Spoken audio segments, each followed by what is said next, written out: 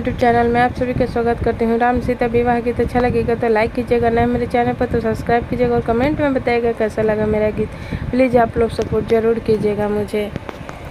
चिट्ठिया में लिखी लिखी भेजे राजा दशरथ, दिहाले जनक जी के हाथ, दिहाले जनक जी के हाथ। पनावा से मारो छवाइब मोरे समाधि जी, जहाँ जई है ब्याहन श्री राम, जहाँ जई है ब्याहन श्री राम।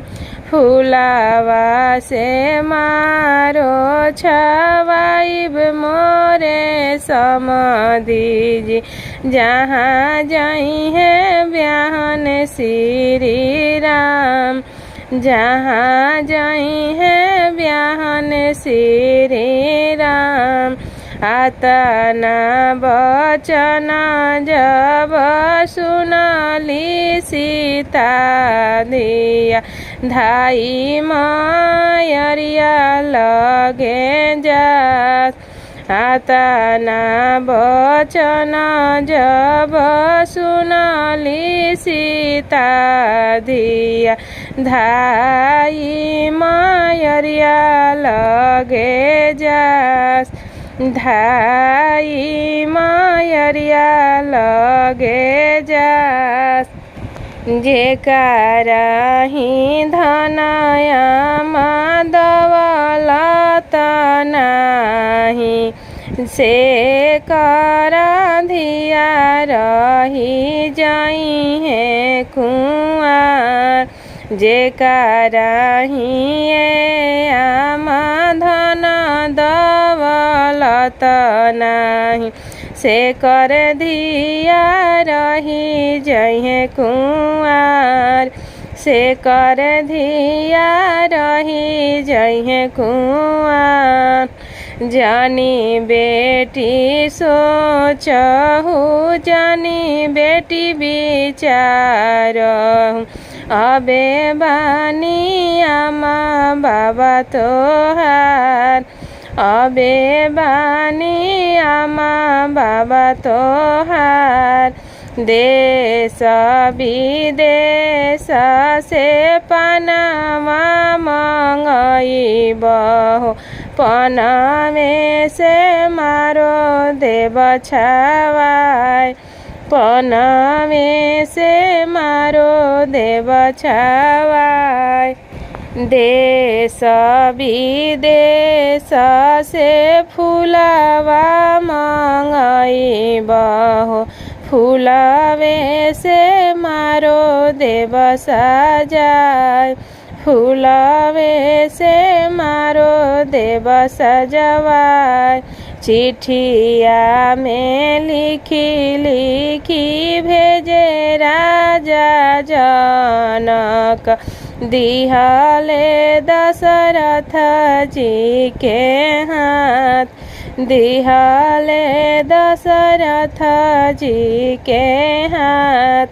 सोनामे के महल बनवाइब मोरे समाधि जी, जहाँ जई है धियावा हमार, जहाँ जई है धियावा हमार।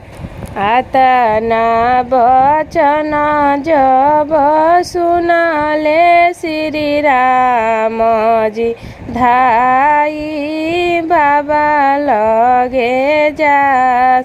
आतना बचन जब सुनले श्री राम जी, धाई बाबा लगे जास, धाई बाबा लगे जास। जेकराही बाबा धन दौलत नाही, से कर बेटा रही जहे कुआर, से कर बेटा रही जइए कुंवर। जानी बबुआ सोचहु जानी बबुआ विचारहु।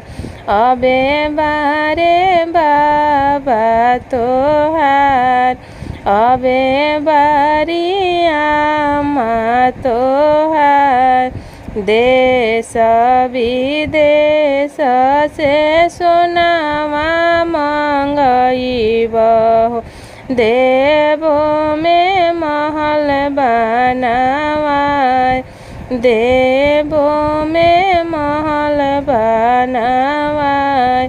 सोनावे के खादनवा बबुआ सभे खरीदबहु। देवो में महल बनावाय देवो में महल बनावाय।